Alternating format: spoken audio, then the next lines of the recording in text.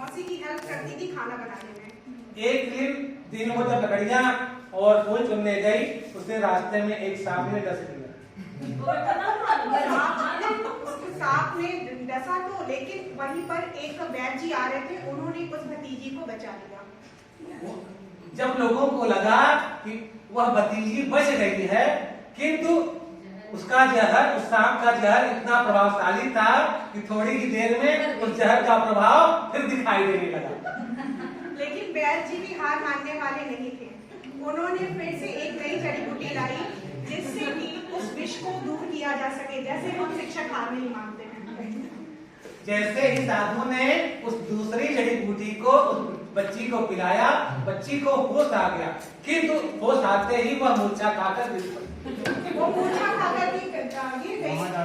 इसकी मौसी कहाँ आई? मौसी ने फिर उस बिटिया को घर ले गई और उसकी इतनी सेवा शुश्रूषा की कि वो बिटिया फिर से जीवित हो गई। मूर्छा खाकर मतलब वो फिर से खड़ी हुई और वैसे ही जंगलों में लकड़ी ढूंढने अपनी दादी मौसी की हेल्प करने जाती है। बिटिया की सेवा करते करते वह बूढ़ी मौसी इतनी बीमार हुई कि वही चल बसी। नहीं, गलत।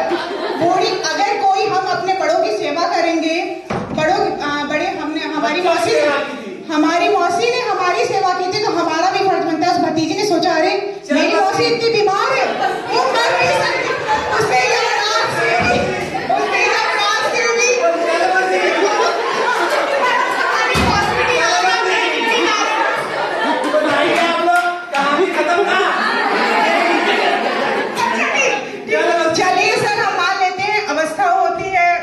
जाने की, एक दिन हम सभी को जाना है। हाँ, तो फिर उस लड़की ने सोचा कि हमें सारे संस्कार करने हैं और वो दादी का अंतिम संस्कार करती है और जो तेरहवीं वो मनाती है, जैसा कि पितृ विसर्जन चल भी रहा है, पितृश्राद्ध, तो वो ये सारे कार्य करती है जो उसे बताए जाते हैं करने के लिए, जिससे कि उसकी मौसी जी की आत्मा को शांति मिलती है।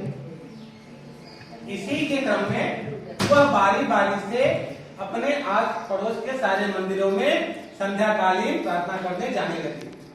और गांव में एक नया प्रश्न आरंभ होता है। इसी को देखकर सभी अपने बड़े बुजुर्गों की सेवा करते हैं और उनकी लंबी दुआओं के लिए प्रार्थना करते हैं। और जब भी गांव में कोई समस्या आती थी तो उसके समाधान के लिए उस बिटिया को बुलाया जाने लगा।